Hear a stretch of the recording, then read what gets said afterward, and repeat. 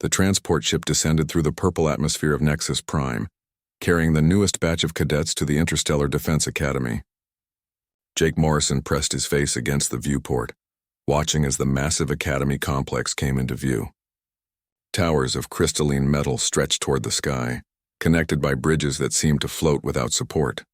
Ships of every imaginable design dotted the landing platforms, representing hundreds of worlds across the galaxy. Jake couldn't quite believe he was here. 3 years ago, Earth had been alone in the universe. Then the Galactic Coalition had arrived and everything changed. Now here he was, one of only 3 humans ever accepted into the most prestigious military academy in known space. The ship settled onto a landing pad with barely a tremor. Jake grabbed his pack and joined the line of cadets filing toward the exit. He found himself walking next to a creature that looked like a cross between a praying mantis and a person. She had 4 arms, each ending in delicate 3-fingered hands, and her eyes were huge compound structures that seemed to see in every direction at once. "First time off your homeworld?" she asked, her voice surprisingly warm despite coming from a mandible-equipped mouth. "That obvious?" Jake replied with a grin. "You have the look. I am Zixala from the Vespian colonies. You are human, yes? I have read about your species. Very interesting that you achieved space travel so quickly after discovering nuclear energy. Jake Morrison. Earth. And yeah, we tend to move fast once we get going." They emerged from the ship into the bright light of Nexus Prime's twin suns. The landing platform was chaos. Hundreds of cadets milled about, representing dozens of species Jake had only seen in briefing videos. There were massive creatures that looked like walking boulders, tall slender beings with skin that seemed to shimmer between colors, and small furry things that moved in packs of 6 or 7. A booming voice cut through the noise. "Cadets, form up by species designation." Jake looked up to see the source of the command. Commander Vexthor stood at the edge of the platform, his blue-scaled skin gleaming in the sunlight. He was Krillian, one of the founding species of the Galactic Coalition. His crest was fully extended, a display that Jake had learned meant he was in full official mode. Jake found the small group of humans gathering near the back. There were only 8 of them in this entire class of 200. He recognized Linda Hayes from the pre-academy orientation. She was taller than Jake, with sharp eyes that seemed to analyze everything around her. "Quite the welcoming committee," she muttered as Jake joined her. "Just like boot camp back home, I bet," Jake said. "You did military?" "Nah, but I've watched enough movies," Linda snorted. "This isn't going to be like the movies, Morrison." She was right, of course. Over the next 2 hours, the cadets were processed, assigned quarters, issued uniforms, and given their initial schedules. Jake found himself sharing a room with 3 other species. One was a Bronthar named Thornak, who had to duck through doorways and whose bed was essentially a stone slab. Another was a Quillix named Pellix, who had 6 legs and preferred to sleep hanging from the ceiling. The third was another human, a quiet guy named Marcus Webb who said he was from somewhere called Oregon. The first week was orientation. They learned the layout of the academy, the rules and regulations, the chain of command. They attended lectures on coalition history, military protocol, and basic xenobiology. Jake absorbed it all with the same focus he'd once applied to studying baseball statistics and pitch patterns. The academy was nothing like he'd expected. It wasn't just a military base. It was a small city, with cadets and instructors from across the known galaxy all living and working together. The mess hall alone was a marvel, with different sections serving food compatible with different biological needs. Jake learned quickly to avoid the section where the methane breathers ate. During a break between classes, Jake found himself in one of the observation lounges, watching ships come and go from the orbital platforms above. Zixala joined him, her multiple arms carrying drinks for both of them. "Your species fascinates the instructors," she said, handing him something that looked like fruit juice but tasted like cinnamon. "There is much debate about human capabilities." "Debate? What kind of debate?" "Your people are very new to space. Your technology is primitive compared to most coalition species. Your physical capabilities are average in nearly every measurable way. Yet Earth demanded and received 3 academy slots. Some instructors wonder why," Jake shrugged. "We're quick learners? Perhaps. Or perhaps your species has qualities that do not show up in standard evaluations." Zixala's compound eyes seemed to study him. My people are known for our reflexes and visual processing. Krillians are known for tactical thinking. Bronthars for endurance. What are humans known for? Stubbornness? Jake offered with a smile. I think it is more than that. I think we will find out soon. She was right. At the end of the first week, Commander Vexthor assembled all the cadets in the main training facility. The room was enormous, with a ceiling that seemed to stretch up forever. Equipment of all kinds lined the walls, from simple weights to complex machines that Jake couldn't begin to identify.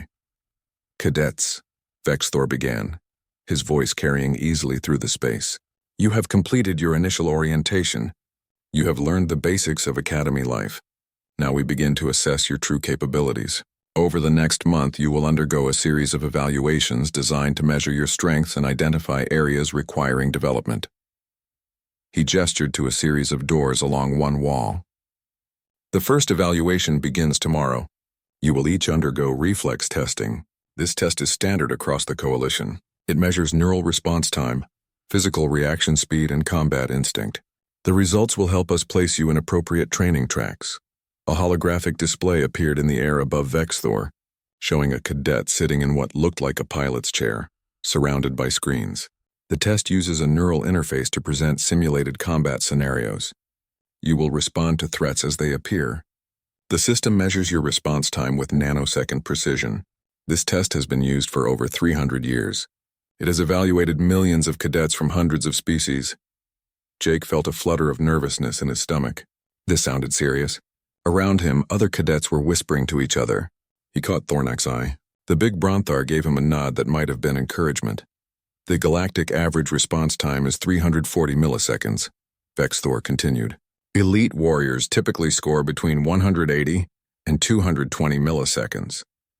The Academy record is 147 milliseconds, set by a Cyrath cadet 3 years ago. Do not be discouraged if your scores are near your species average. This test is about establishing a baseline, not about competition. But Jake could tell from the way the other cadets were reacting that it absolutely was about competition. This was the first real test, the first chance to prove themselves against their peers. You will be called in alphabetical order by species designation, Vexthor said. Bronthars first, then Drazen, then humans, and so on. Report to Testing Chamber 7 at your assigned time. That is all. Dismissed. The cadets dispersed, chattering excitedly. Jake walked back to his quarters with Marcus, who seemed even more nervous than Jake felt. I'm terrible at video games, Marcus said. Always have been.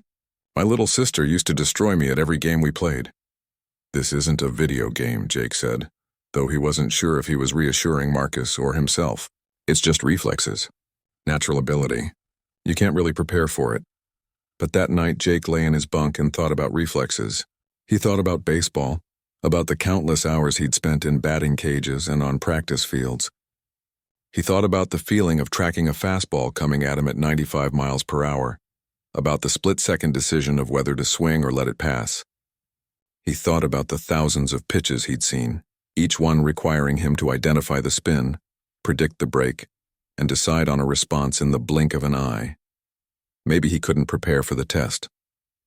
But maybe, in a way, he'd been preparing for it his whole life. The next morning, Jake reported to Testing Chamber 7 at his assigned time. The room was smaller than he'd expected, dominated by a chair that looked like something out of a science fiction movie. A Quillix technician was checking the systems, her 6 legs moving in a coordinated dance as she worked. Cadet Morrison? She asked without looking up. That's me. I am Sorrel. I will be administering your test. Please be seated and place your hands on the interface controls. The neural connection is passive only. It will read your responses but cannot influence your thoughts. Jake settled into the chair. It adjusted automatically to his body. Surprisingly comfortable. The interface controls were simple grips, one for each hand, with what looked like trigger mechanisms. The test will begin in 10 seconds, Sorrel said. Respond to threats as you perceive them. Trust your instincts. The simulation will adapt to your performance. Ready? Jake took a deep breath. Ready. Beginning test in 3, 2, 1. The world around Jake disappeared, replaced by a starfield. He was in the cockpit of a fighter ship. Threats appeared on his sensors, coming from... The morning of the reflex testing had arrived with a strange tension in the air. Jake sat in the mess hall. pushing his breakfast around his plate while trying to ignore the nervous energy radiating from the other human cadets. Linda Hayes sat across from him, eating with mechanical precision, her face unreadable. "You worried?" Jake asked. Linda looked up. "About the test?" "Not really. I know where I stand. Humans aren't built for speed. We're engineers, problem solvers. I'll score average and be fine with it. Maybe we'll surprise them. Maybe. But Morrison, don't put too much pressure on yourself. This is just one test. There's a whole year of evaluations ahead of us." Jake nodded, but he couldn't shake the feeling that this test mattered more than Linda thought. It was the first real measurement, the first time they'd be directly compared to every other species in the academy. First impressions mattered even here. He finished his breakfast and headed to the observation gallery above testing chamber 7. Cadets were allowed to watch the tests, and Jake wanted to see what he was up against before his own turn came. The gallery was already half full with curious onlookers. Down in the testing chamber, a Bronthar cadet named Thurok was settling into the testing chair. The massive creature barely fit in the seat, his rock-like skin scraping against the metal armrests. Sarel, the Quelix technician, made some adjustments to accommodate his size. "Beginning test," came Sarel's voice over the speakers. On the screens visible to the gallery, they could see what the cadet was experiencing. The simulation showed a battlefield scenario with incoming projectiles and enemy targets. Thurok's responses were visible as small markers on the screen, showing when he reacted to each threat. The test lasted about 10 minutes. When it finished, Sarel's voice announced the result. Cadet Thurok, response time, 263 milliseconds, well within Bronthar normal range. Good consistency. Thurok emerged from the chamber looking satisfied. Jake watched as several more cadets took their turns.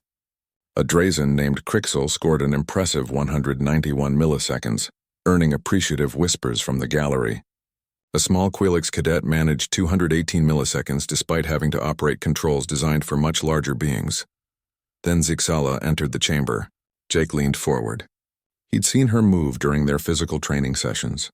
She was fast, her forearms giving her advantages that two-armed species couldn't match. The test began.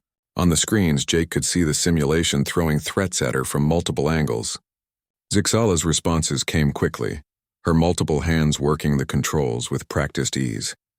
Her compound eyes, capable of seeing in nearly all directions simultaneously, gave her an edge in detecting threats. When her test concluded, Sarel announced her score. Cadet Zixala, response time, 198 milliseconds. Excellent performance. The gallery erupted in applause. 198 was elite territory, close to the best scores any species could achieve. Zixala emerged from the chamber with her mandibles clicking in what Jake had learned was the Vespian equivalent of a smile. More cadets cycled through. The scores varied, but most fell within predictable ranges for their species. Jake noticed a pattern. Each species had a characteristic response time, usually related to their neural structure and evolutionary background. Predator species scored faster than herbivores. Species with enhanced sensory systems scored better than those with standard biological sensing. Then came Linda Hayes' turn. Jake watched as his fellow human descended to the testing chamber. She looked calm, focused. The test began, and Jake watched her score build on the displays. She was methodical, consistent, but not particularly fast by Academy standards. Cadet Hayes' response time, 312 milliseconds. Within expected human parameters, 312. Jake did the math quickly. That was slower than the galactic average of 340. Wait, no. Slower numbers were actually faster. 312 was faster than 340. Linda had scored above the galactic average, if only slightly. She emerged from the chamber looking neither pleased nor disappointed. "Just ready to move on. Cadet Morrison, please report to testing chamber 7. Jake's heart jumped. His turn had come. He made his way down from the gallery, aware of the eyes following him. The third human to be tested. Everyone would be watching to see if humans really were as unremarkable as the data suggested. He entered the chamber. Sarel was making notes on her datapad, her 6 legs moving in that peculiar rhythm he'd noticed before. She looked up as he entered. "Ah, Cadet Morrison, please be seated." "Have you been watching the other tests?" "Yes, ma'am." "Good, then you know what to expect. The simulation will begin with standard scenarios and adapt based on your performance. Remember, there is no wrong score. We are simply establishing your baseline capabilities. Jake settled into the chair. The interface controls felt natural in his hands, like the grip of a baseball bat. He closed his eyes for a moment, centering himself. He thought about all those hours in the batting cage, about the way time seemed to slow down when a pitch was coming at him, about the pure instinctive reaction that came from years of training. "Ready when you are," he said. "Beginning test in 3, 2, 1. The testing chamber vanished. Jake found himself in a fighter cockpit, stars wheeling around him. His sensors lit up with contacts. 3 incoming projectiles from the left. His hands moved, firing virtual weapons. The projectiles exploded. More appeared from above. He responded. Then from behind. He reacted without thinking, his body moving on pure instinct. The simulation accelerated. More threats appeared, coming faster now. Jake fell into a rhythm. That same zone state he'd experienced countless times in baseball. The world narrowed to just the threats and his responses. His breathing steadied. His hands moved in constant motion. More threats. Faster now. The simulation was pushing him, testing his limits. Jake pushed back. His reactions quickened. He wasn't thinking anymore, just responding, letting his trained instincts take over completely. Somewhere in the back of his mind, he registered that something was wrong. The simulation was moving too fast now, faster than what he'd seen the other cadets experience. Threats were appearing and disappearing in fractions of a second, but his hands kept moving, kept responding, kept destroying the simulated dangers as fast as they appeared. Then everything stopped. Jake blinked, suddenly back in the testing chamber. But something was different. There was smoke in the air. Sarelle was frantically working at her console, her legs moving in agitated patterns. Alarms were blaring. "What happened?" Jake asked, pulling his hands from the interface controls. Sarelle didn't answer. She was speaking rapidly in her own language, her voice high with stress. Other technicians rushed into the chamber. One of them was shouting into a communication device. Through the chaos, Jake heard fragments. Processor overload. Neural interface malfunction. Quantum matrix destabilization. Commander Vexthor burst through the door, his crest fully extended in alarm. "Report, what has happened here?" Sarelle turned to face him, her compound eyes wide. "Commander, the testing system has suffered a catastrophic failure. The quantum processor has overloaded. We have multiple system burnouts across the testing array. How is this possible? This equipment has functioned without incident for decades. What caused the failure?" Sarelle hesitated, then gestured at Jake, who was still sitting in the testing chair. "The human cadet, sir. His test triggered the cascade failure." All eyes turned to Jake. He felt his face flush. "I just did what everyone else did. I responded to the threats." Vexthor's eyes narrowed. Sarelle explained precisely what occurred. The technician pulled up data on her pad, her hands shaking slightly. The test began normally. Cadet Morrison's initial responses were within expected parameters for a human subject. However, his response times were significantly faster than our human baseline data predicted. The simulation AI detected this and adapted, increasing the difficulty level to properly challenge him. She swiped through more data. The AI continued to escalate the difficulty, but Cadet Morrison maintained his response rate. The simulation AI attempted to predict his movement patterns to generate appropriate challenges, but his response patterns showed no repetition, no predictable sequences. The AI processor continued escalating, eventually exceeding safe operational parameters in an attempt to model his reactions. Vexthor looked at the smoking equipment, then back at Jake. "What was his measured response time before the system failed?" Sarelle tapped her pad. "Initial measurement showed 41 milliseconds, Commander. The system registered multiple responses faster than that before the failure occurred." Silence fell over the chamber. 41 milliseconds. That was less than a third of Zixala's elite score. That was faster than the Academy record by more than 100 milliseconds. That was faster than the pure neural transmission time for most species. Commander Vexthor approached Jake slowly. When he spoke, his voice was carefully controlled. "Cadet Morrison, have you received any cybernetic enhancements?" "No, sir." "Genetic modifications?" "No, sir. I'm completely baseline human." "Performance-enhancing substances of any kind?" "No, sir, nothing." Vexthor studied him for a long moment. Jake could see the calculations running behind the commander's eyes. Finally, he turned to Cyril. The medical bay was unlike anything Jake had ever seen back on Earth.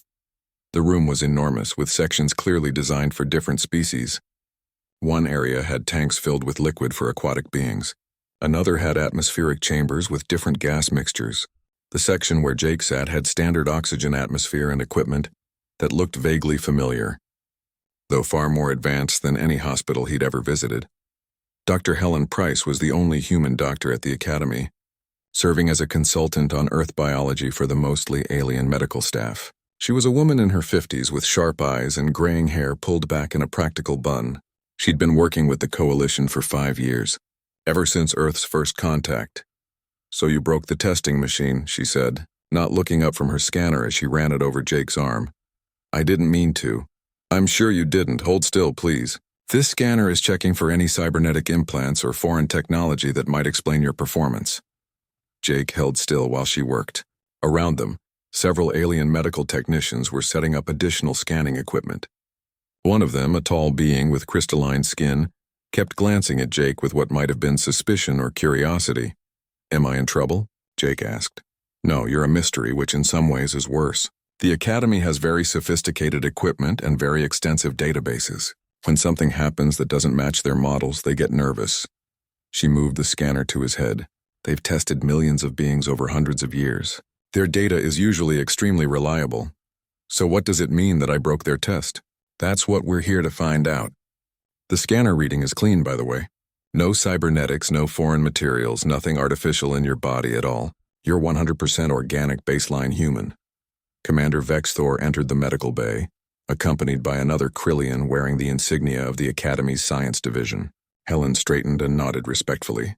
"Dr. Price, what have you found?" "Exactly what Cadet Morrison told you, Commander. He's completely unmodified. No enhancements of any kind. Genetically, he's well within normal human variation. Slightly better cardiovascular health than average. Good muscle tone, but nothing extraordinary." The science officer stepped forward. "That is impossible." His tested response time was 41 milliseconds. For comparison, the fastest recorded Krillian response is 138 milliseconds, and we are considered among the quickest species in the Coalition. Human baseline data indicates an average response of 350 milliseconds. Your human baseline data comes from medical examinations of Earth's general population, Helen said carefully. It doesn't account for training or specialized skill development. Training cannot account for this magnitude of difference, Vexthor said. We are talking about a response time that is nearly 10 times faster than expected for his species. Helen smiled slightly. Commander, may I ask where your baseline data on Krillian reflexes comes from? Vexthor's crest twitched in what might have been irritation. From testing of Krillian military personnel and Academy cadets. The elite of our species, exactly. Your baseline for Krillians comes from trained warriors. Your baseline for humans comes from random civilians and medical checkups. It's not a fair comparison. The science officer consulted his data pad. Even accounting for training differences, the magnitude of variation is unprecedented. We have tested elite warriors from hundreds of species. None show this level of deviation from their species baseline. That's because you've never tested a species quite like humans before, Helen said. She gestured to a display screen. May I? Vexthor nodded. Helen pulled up a series of images and data. Humans are persistence predators, Commander. On Earth, we evolved to hunt prey not by being faster or stronger, but by being more adaptable and more persistent. We couldn't outrun an antelope in a sprint, so we tracked it for hours until it collapsed from exhaustion. We couldn't overpower a mammoth, so we coordinated in groups and used tools. She showed images of various Earth animals. Most predators on Earth are specialists. Cheetahs sprint, lions ambush, eagles dive. Humans, we're generalists. We can sprint, marathon run, climb, swim, throw projectiles with accuracy while moving. We're not the best at any single physical activity, but we're decent at almost everything. This explains human versatility, the science officer said. It does not explain the impossible reaction speed. It explains exactly that, Helen said. Because being a generalist predator requires one crucial adaptation: the ability to rapidly process changing situations and adjust tactics in real time. We needed to track prey across changing terrain, predict their movements, coordinate with other hunters, avoid becoming prey ourselves. Our brains evolved to process multiple threat vectors simultaneously and react to changes instantly. She pulled up more data. Humans have an unusually large prefrontal cortex compared to our body size. We have exceptional pattern recognition abilities. We have hand-eye coordination that allows us to throw objects with deadly accuracy while running at full speed. All of these traits support rapid threat assessment and response. HFY studied the data. This suggests that humans should have faster reflexes than your baseline data indicates, but it still does not explain Cadet Morrison's performance. It does if you understand human culture, Helen said. Commander, what do you do for recreation? The question seemed to catch HFY off guard. Recreation? I study military history. I practice meditation. Cadet Morrison, what did you do for recreation on Earth? Jake, who had been sitting quietly during this exchange, straightened. I played baseball. Competitively for about 10 years. Explain this baseball, HFY said. Jake glanced at Helen, who nodded encouragingly. It's a sport, a game. One person throws a ball at you and you try to hit it with a bat. The ball is small. About this big. He held up his hands to show the size. And it comes at you at speeds up to 100 miles per hour. That's about 160 kilometers per hour. And how much time do you have to decide whether to swing at this ball? Helen asked. From when it leaves the pitcher's hand to when it reaches you is about 400 milliseconds. But you have to decide to swing or not in about the first 150 milliseconds before you can really see where it's going to end up. The Krillian science officer's eyes widened. You trained yourself to make accurate decisions with combat-relevant responses in 150 milliseconds? Voluntarily? For entertainment? It's not just decision-making, Helen said. It's decision-making while tracking a small, fast-moving object, predicting its trajectory, and executing a precise physical response. And Jake, how many pitches would you say you saw in a typical year of playing? Jake thought about it. Between practice and games? Maybe 10,000? Probably more. 10,000 repetitions per year for 10 years, Helen said. 100,000 opportunities to train his reflexes, pattern recognition, and response systems. And baseball is just one of hundreds of sports humans play. We have racing drivers who operate vehicles at over 300 kilometers per hour while making split-second decisions. We have video games specifically designed to train hand-eye coordination. We have martial arts that teach reading and countering opponent movements. We have entire industries built around activities that, coincidentally, train exactly the reflexes that matter in combat situations. HFY was silent for a long moment. You are telling me that humans engage in these reflex training activities purely for enjoyment. We're competitive by nature, Jake said. We like to test ourselves, push our limits. Sports are how we do that in peacetime. The science officer was frantically making notes. This explains the discrepancy. The baseline human data comes from sedentary civilians. Cadet Morrison represents a human who has engaged in intensive, specialized reflex training for most of his development years. But there's more to it than that, Helen said. Commander, what percentage of Krillian youth engage in activities specifically designed to enhance combat reflexes? Perhaps 20% participate in martial training, HFY said. On Earth, approximately 40% of children participate in organized sports at some level. Millions more play informal games and video games. We have entire professional industries built around athletic competition. Our best athletes are celebrities, earning enormous wealth and fame. We've built a culture that celebrates and rewards exactly the kind of reflex training that produces results like Jake's. She pulled up statistics. There are millions of humans who have reflexes similar to or better than Jake's. He's not exceptional by human standards.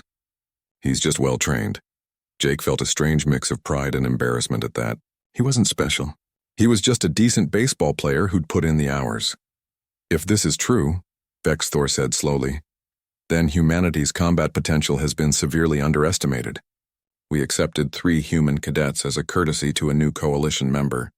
If your species has millions of individuals with this level of capability, we do, Helen said simply. But most of them don't think of themselves as warriors. They think of themselves as athletes, gamers, hobbyists. They've never considered applying their skills to military service. The science officer looked up from his pad. Commander, I recommend... News of Jake's test results spread through the academy despite Commander HFY's attempts at containment. By the second day after the incident, every cadet seemed to know that the human had somehow broken the testing equipment. The stories grew wilder with each retelling. Some said Jake had hacked the system. Others claimed he was part of a secret Earth super soldier program. A few even whispered that he might be some kind of hybrid alien disguised as human. Jake tried to ignore the stares and whispers as he moved between his quarters and the training areas. He was still restricted from normal classes while the investigation continued, which meant he spent most of his time in the gym or running the academy's obstacle courses. At least physical training gave him something to focus on besides the constant attention. On the morning of the second day, he was summoned to a conference room in the administrative tower. When he arrived, he found himself facing a panel of instructors and officials he'd never met before. Commander Vexthor sat at the center, flanked by Dr. Helen Price, the Krillian science officer from before, and 3 other aliens whose species Jake didn't recognize. Cadet Morrison, "Please be seated," Vexthor said, gesturing to a chair facing the panel. "This is an informal inquiry into your test results. You are not accused of any wrongdoing. We simply need to understand what occurred and determine how to proceed. Do you understand?" "Yes, sir." One of the aliens, a being with silver skin and no visible mouth, spoke through a translation device. "Cadet Morrison, have you ever experienced any unexplained medical conditions? Blackouts, unusual sensory experiences, periods of missing time?" "No, sir. Nothing like that." "Have you ever been exposed to any unknown substances or technologies? Visited any unusual locations on Earth?" "No, sir. I grew up in a small town in California. Pretty normal life." The questions continued for over an hour. They asked about his family history, his medical records, his education, his hobbies. They seemed particularly interested in his baseball career, asking detailed questions about his training regimen and performance statistics. Finally, Dr. Price leaned forward. "Jake, I want you to understand something. What you did in that test isn't just unusual, it's unprecedented. We've tested millions of beings from hundreds of species over centuries. No one has ever achieved what you did. Not even close. So we need to be thorough in ruling out every possible explanation." "I understand, Doctor, but I don't know what else to tell you. I'm just a regular person from Earth who happens to be good at reacting quickly." The silver-skinned alien consulted a datapad. "We have obtained records from your baseball career. Your batting statistics are impressive by human standards. However, they do not suggest superhuman ability. You were a good player but not exceptional even within your own species' performance range. That's because hitting a baseball involves more than just reflexes," Jake said. "You have to read the pitcher, understand the game situation, have the right swing mechanics. Pure reaction time is only one part of it." "Then why did you perform so exceptionally in a test that measures purely reaction time?" Vexthor asked. Jake thought about it. "Maybe because the test removed all the other variables. In baseball, I have to think about strategy and mechanics. In the simulation, I just had to react. There was nothing to overthink. No wrong decision except not reacting. It was pure instinct." Helen Price was nodding. "That's consistent with what we know about human cognition. We're actually better at physical tasks when we don't consciously think about them. Overthinking slows us down. The simulation may have allowed Jake to operate at his true physiological limits without cognitive interference." The Krillian science officer made a note. "Dr. Price, you suggested that Cadet Morrison's abilities might be common among trained humans. Do you have evidence to support this claim?" Helen pulled up data on the shared display. "I've been in contact with Earth. I've had them run reaction tests on professional athletes in various sports. Baseball players, hockey goalies, race car drivers, fighter pilots, competitive video gamers. The results are consistent. Trained humans routinely achieve reaction times in the 30 to 80 millisecond range. Jake's performance is at the high end of that range but not outside it." The panel members looked at each other. One of them, a being covered in what looked like moss, spoke in a whistling language. The translator rendered it as, "This suggests that humanity's baseline evaluations were fundamentally flawed." "Not flawed," Helen corrected. "Just incomplete. We tested random civilians. That's like testing random Krillians who've never had military training and assuming that represents your species' combat potential. But most Krillian civilians do not undergo intensive training that enhances combat reflexes," Vexthor said. "It is only our warrior class that develops such abilities. And on Earth, almost half our population engages in some form of athletic activity during their youth. It's not a warrior class. It's just what we do. We play, we compete. We test ourselves against each other constantly in hundreds of different ways. The silver-skinned alien spoke again. If this is accurate, then Earth has a population of billions with a significant percentage possessing reflexes comparable to our elite warriors. The military implications are staggering. Most of those people have no interest in military service, Helen said. They're teachers, doctors, engineers, parents. They play sports on weekends. They're not soldiers, but they could be, the moss-covered being said. If trained and equipped properly, Earth could field an army of billions with reaction times that exceed our best warriors. Jake felt uncomfortable with the direction this conversation was taking. Sir, ma'am, I didn't come here to turn Earth into a military power. I came here to learn, to represent my planet, to be part of something bigger than myself. Vexthor studied him. Your intentions are not in question, Cadet Morrison. But you must understand the position this puts the Coalition in. We have military planning, force projections, strategic assessments, all based on accurate evaluations of each member species' capabilities. If our assessment of humanity is off by this magnitude, it affects everything. So what happens now? Jake asked. Now we verify, Vexthor said. In one day you will undergo your second reflex test using military-grade equipment. We will also be bringing in additional human subjects for comparative testing. Dr. Price has arranged for several professional athletes from Earth to volunteer for evaluation. Once we have comprehensive data, we can properly assess humanity's capabilities and adjust our understanding accordingly. The panel dismissed Jake shortly after that. As he left the conference room, Helen caught up with him in the corridor. How are you holding up? She asked. I feel like I've started something I don't fully understand. You have. But Jake, this isn't a bad thing. The Coalition needs to understand what humans can do. We've been underestimated since we joined. Being seen as average, as unremarkable, it limits what opportunities we get, what roles we're allowed to fill. But now they're talking about Earth like we're some kind of military threat. Helen shook her head. They're recalibrating. Right now they're surprised and a little frightened because their models were wrong. Once they adjust, once they understand that humans are just another species with our own unique strengths, it will normalize. But we had to break through those initial assumptions first. They walked together toward the residential section. I've been thinking about something, Jake said. All these species, they evolved for their homeworlds. They specialized. Vespians got 4 arms and compound eyes. Krillians got tactical thinking. Bronthars got endurance. What did humans get? We got adaptability, Helen said. We got the ability to look at any challenge and figure out a solution. We got persistence and creativity and the refusal to accept limitations. We're not the strongest or fastest or smartest at any one thing, but we're good enough at everything to survive and thrive in almost any situation. Is that why we play so many sports? Why we're always testing ourselves? Maybe. Or maybe it's because we're curious and competitive and we like pushing boundaries just to see what happens. That's human nature too. They reached Jake's quarters. Before going inside, he turned to Helen. When I do this second test tomorrow, what if I can't repeat what I did? What if it was just a fluke? Then we'll deal with that. But Jake, I've seen your records. I've talked to your coaches from Earth. You're not a fluke. You're just a well-trained human doing what humans do. Trust yourself. That night, Jake's quarters were quieter than usual. Thornek had been called back to his homeworld for some family matter. Marcus was studying in the library. Jake had the room to himself, which meant he had nothing to distract him from his own thoughts. He lay in his bunk thinking about the upcoming test. Military-grade equipment designed to challenge elite warriors, the best of the best across the galaxy. And everyone would be watching, looking for proof that humans were either exceptional or fraudulent. His communicator chimed. It was a message from his parents back on Earth. They'd heard about what happened, some brief official notification that Jake had performed exceptionally in testing. His mom wanted to know if he was okay. His dad wanted to know if he needed anything sent from home. Jake smiled as he read their messages.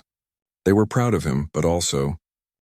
The central arena was the largest facility at the academy, normally used for graduation ceremonies and major demonstrations. Jake had only seen it once during his orientation tour. Now, as he entered through the competitors' tunnel, he saw that every seat in the gallery was filled. Hundreds of cadets and instructors from dozens of species looked down at the arena floor. Their attention focused on the testing equipment set up in the center. This was nothing like the small chamber where he'd taken his first test. The military-grade combat simulation pod sat on a raised platform, surrounded by monitoring equipment and display screens. Technicians moved around it, running final checks. Commander VexThor stood near the entrance, speaking with several high-ranking officers Jake didn't recognize. "Cadet Morrison," VexThor called as Jake approached. "Thank you for your punctuality. Allow me to introduce Fleet Admiral Krondar of the Coalition Defense Forces and General Hixmar of Special Operations Command." Jake saluted as he'd been taught. The two officers returned the gesture. Admiral Krondar was Krillian like VexThor, but older with a crest that bore scars from what must have been many battles. General Hixmar was a species Jake hadn't seen before, with metallic-looking skin and eyes that seemed to glow faintly yellow. "Cadet Morrison," the Admiral said, his voice carrying across the arena floor. "What you are about to undergo is not a standard evaluation. This equipment is used to train our most elite warriors. It is designed to push trained soldiers to their absolute limits. There is no shame in being unable to match your previous performance under these conditions. Do you understand?" "Yes, sir." "Good. We will be monitoring your neural activity, heart rate, muscle response, and eye tracking in addition to your reaction times. We want to understand not just how fast you react, but how your body achieves these reactions. Are you comfortable with this level of monitoring?" "Yes, sir. Whatever you need to do." General Hixmar stepped forward. "The simulation will begin with scenarios equivalent to your first test. If you perform adequately, it will escalate. The equipment can generate combat situations based on real battle data from across the Coalition's history. You may face scenarios that would challenge veteran soldiers with decades of experience. If at any point you feel overwhelmed, you can disengage by using the emergency stop control. There is no dishonor in recognizing your limits." Jake nodded, but inside he felt something settle into place. They expected him to fail. Maybe not immediately, but eventually. They'd brought him here to prove that his first test was an anomaly, that under controlled conditions with proper monitoring, he'd show himself to be just another average cadet who'd gotten lucky once. That made him angry. Not at them, but at the assumption.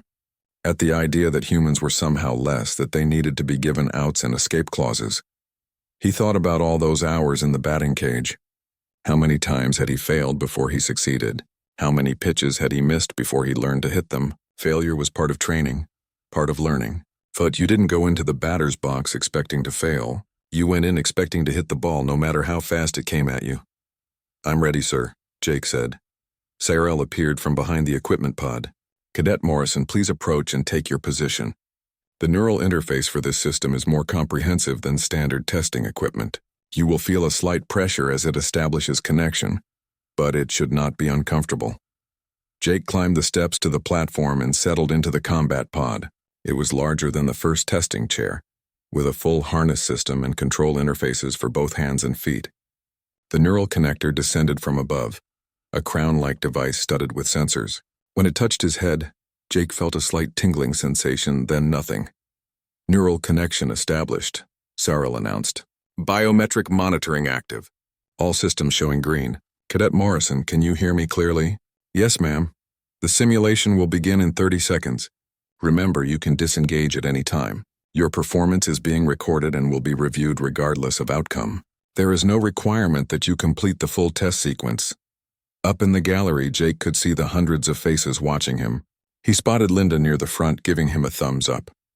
Zixila was there too, her compound eyes reflecting the arena lights. Even Thornak had returned and sat in a section reinforced to handle his weight. "Don't think. Just play." Beginning test sequence in 5, 4, 3, 2, 1. The arena disappeared. Jake found himself in the cockpit of a fighter, but this was more detailed, more real than the first simulation. He could feel the vibration of the engines, smell the recycled air of the life support system. His sensors showed a fleet engagement in progress around him. Enemy contacts appeared on the display. Jake's hands moved to the controls. 3 hostiles incoming from Vector 273. He adjusted his position, fired, watched them explode. More appeared, coming from multiple directions. He responded, his mind falling into that familiar state where conscious thought faded and instinct took over. The scenario shifted. Now he was in a ground combat situation. Urban environment. Threats appearing from doorways and windows. His hands worked different controls now. weapon systems instead of flight controls. But the principle was the same. See the threat, evaluate, respond. Don't think, just react. Another shift. Zero-gravity combat inside a damaged station.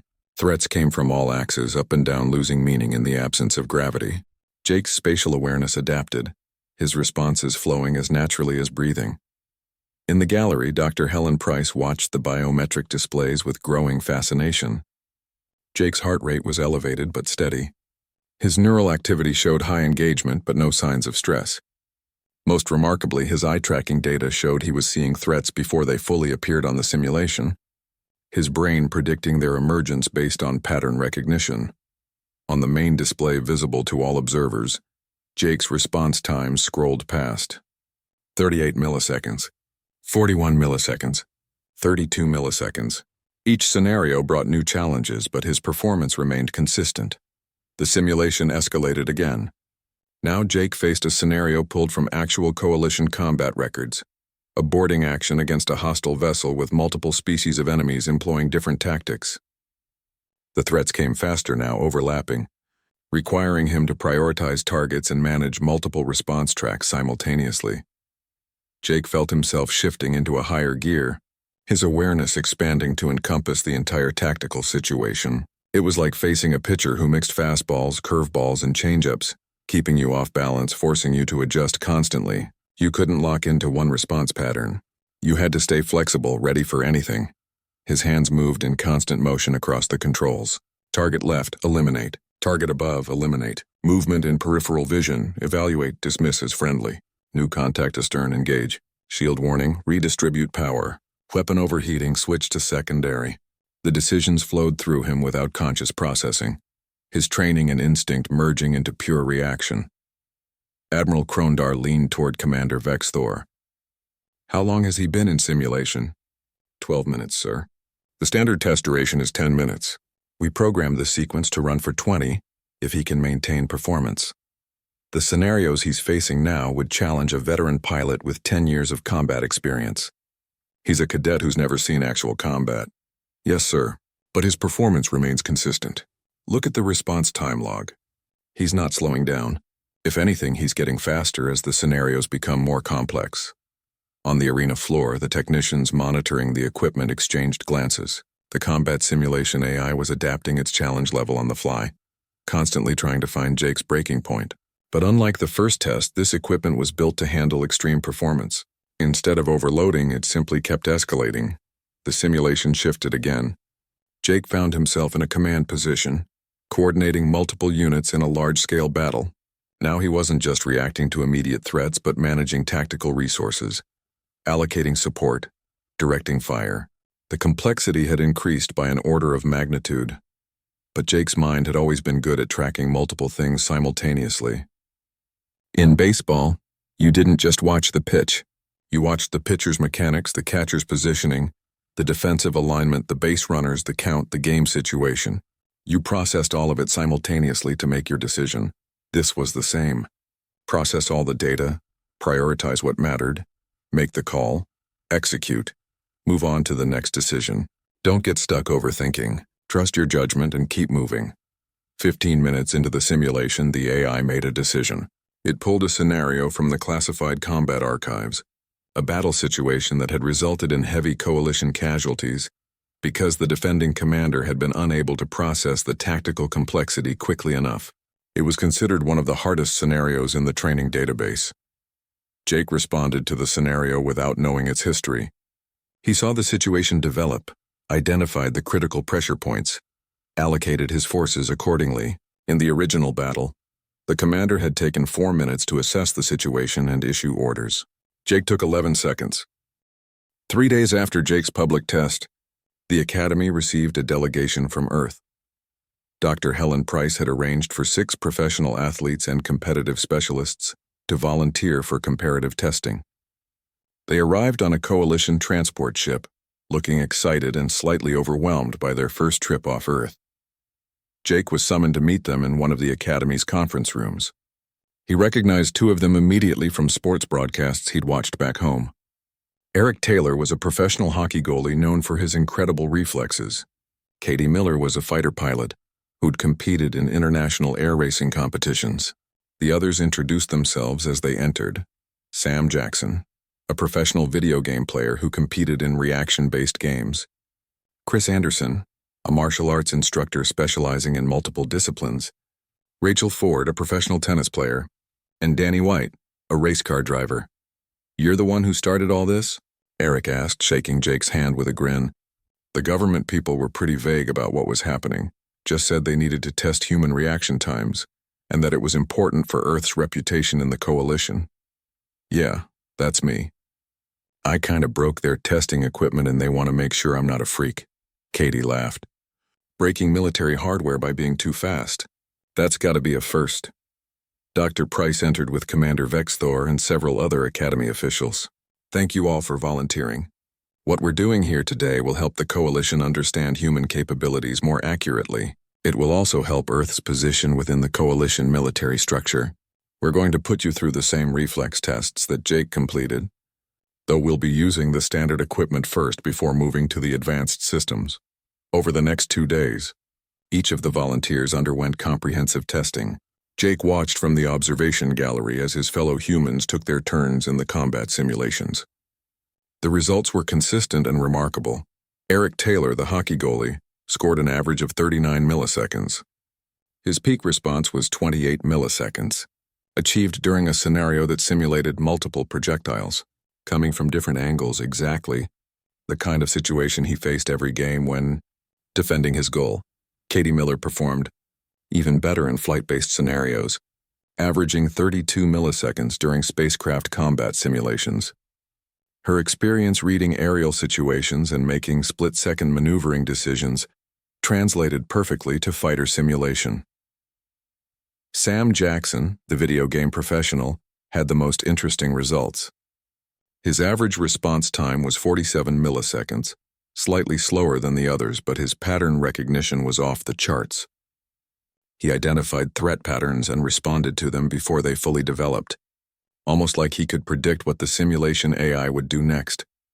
Chris Anderson demonstrated something the Academy hadn't seen before. His responses varied wildly based on the type of threat. Against physical combat scenarios, he averaged 29 milliseconds. Against ranged threats, he was closer to 45.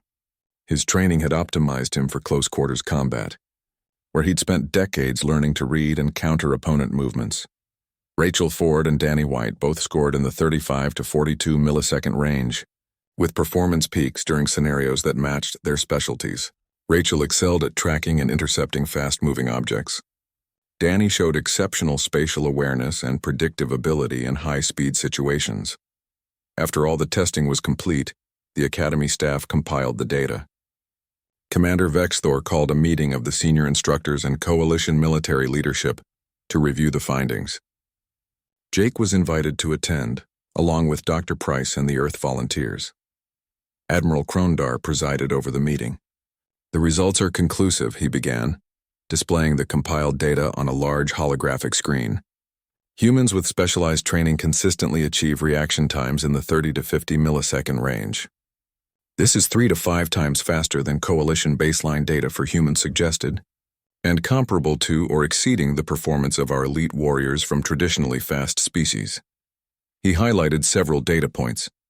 More significantly, humans show exceptional adaptability. Each test subject performed best in scenarios matching their area of expertise, but maintained above-average performance across all scenario types. This suggests that human reflexes can be specifically trained and optimized for different combat roles. A Vespian instructor raised one of her 4 hands. "Admiral, this implies that Earth's athletic and competitive culture has been unintentionally preparing their population for military service. Is this unique to humans?" Dr. Price stood to respond. "Not entirely unique, but unusual in scale. Most species develop combat skills only in their professional warrior classes. Humans have democratized competitive physical training. Millions of children participate in organized sports. Billions engage in recreational activities that train reflexes, coordination, and physical response. We've built an entire entertainment industry around watching other humans push their physical limits." She pulled up statistics from Earth. "Professional sports generate hundreds of billions in revenue annually. Video games focused on reaction speed and coordination are played by over 2 billion people globally. We have reality shows where people compete in physical challenges for entertainment. We've gamified physical excellence, but why? Asked a Krillian tactical instructor. What evolutionary pressure created this cultural tendency? Competition for resources in our early history, probably, Helen said. Humans evolved in an environment with multiple competing predators and limited resources. The groups that developed better coordination, faster reactions, and stronger competitive drives were more successful.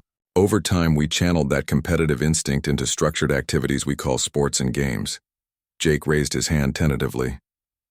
When Admiral Krondar nodded to him, he spoke. Sir, if I may add something? I think it's also because we get bored easily. Most of human history has been pretty hard. Hunting, farming, surviving. But whenever we had free time, we invented games. We tested ourselves. We competed. It's just what we do. We like pushing limits because it's fun. Eric Taylor nodded enthusiastically. He's right. I didn't become a goalie because I was preparing for space combat. I did it because stopping a puck going 90 miles per hour is awesome. The challenge is the reward. General Hicksmar, who had been silent until now, spoke up. This presents both opportunities and concerns for the coalition. Earth has a population of 8 billion. If even 1% have received the kind of training these volunteers represent, that's 80 million individuals with elite-level combat reflexes. If we could recruit and train even a fraction of that population, humanity could field military forces that would significantly alter the coalition's strategic capabilities. But most of those people are civilians with no interest in military service, Helen countered. They're living their lives, raising families, pursuing careers. Yes, they have exceptional reflexes, but that doesn't make them soldiers. No, Vexthor agreed, but it makes them potential soldiers. And more importantly, it changes our understanding of human capabilities across all fields. If humans have been underestimated in physical response, we may have underestimated them in other areas as well. He pulled up personnel files. We currently have 3 human cadets at this academy. Based on these findings, I propose we expand human enrollment significantly. Earth has proven it produces individuals capable of exceeding coalition standards in at least one critical area. We should be recruiting more actively. Admiral Krondar nodded. Agreed. Commander Vexthor, work with Earth authorities to establish an expanded recruitment program. I also want to see human training methodologies evaluated for possible integration into coalition military training. If these sports and games produce such results, perhaps we can adapt them for use with other species. Over the next week, the Academy underwent a subtle but significant shift in how it treated its human cadets. Instructors who had previously dismissed Jake's performance as an anomaly now watched all 3 human cadets with new interest. Training exercises were adjusted to better challenge human capabilities. Most significantly, plans were announced to accept 20 human cadets in the next class, with further expansion anticipated in subsequent years. Jake found himself in an unexpected position. He'd become the proof of concept for